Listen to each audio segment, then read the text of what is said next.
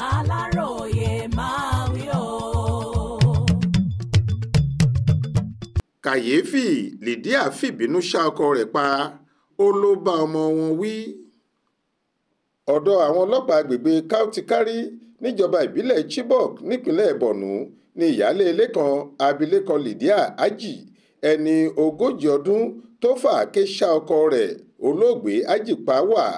ó ń ràn wọ́n lọ́wọ́ nínú ìwádìí wọn nípa ẹ̀sùn tí wọ́n fi kàn án. ọjọ́ tọ́sídẹ̀ẹ́ ọjọ́bọ̀ ọjọ́ 18 oṣù keje ọdún yìí ní èdè àìyedè kékeré kan wáyé láàrin olóògbé náà àti ìyàwó rẹ̀ káwọn aráalé níbi tí wọ́n ń gbé sì tó mọ ohun tó ń ṣẹlẹ̀ láàrin àwọn méjèèjì.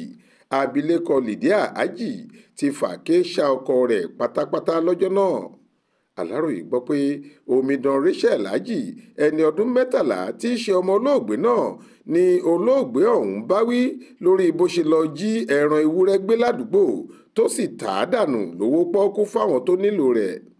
ìbáwí tí olóògbé náà ń bá ọmọ rẹ̀ wí yìí ló bí abilékọ Lydia nínú tó fi fàáké ṣá ọkọ rẹ̀ pa lọ́jọ́ ọ̀hún.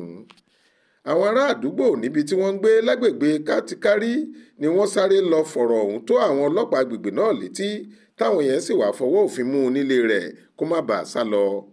ọ̀dọ̀ àwọn ọlọ́pàá tí abilékọ Lydia Aji wà ló ti jẹ́wọ́ pé èṣù ló gbọ́wọ́ òun lò lásìkò tí olóògbé náà ń bá ọmọ òun wí fún ìwà pálapàla tó hù láàrin ìlú.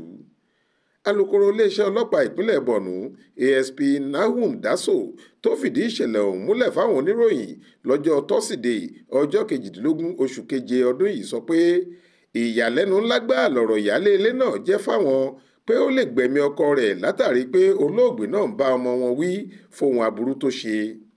alukoro ní àwọn ṣì ń bá iṣẹ́ ìwádìí níṣó àti pé àwọn máa tó fojú rẹ̀ balẹ̀ ẹjọ́ lẹ́yìn tí ìwádìí bá ti parí. Adéwálé Adéoyè ló ṣàkójọ ìròyìn yìí fún iléeṣẹ́ tẹlifíṣàn Aláròyé online TV. Faith Adébọ́lá ló kà á sétí ìgbọ́ yín.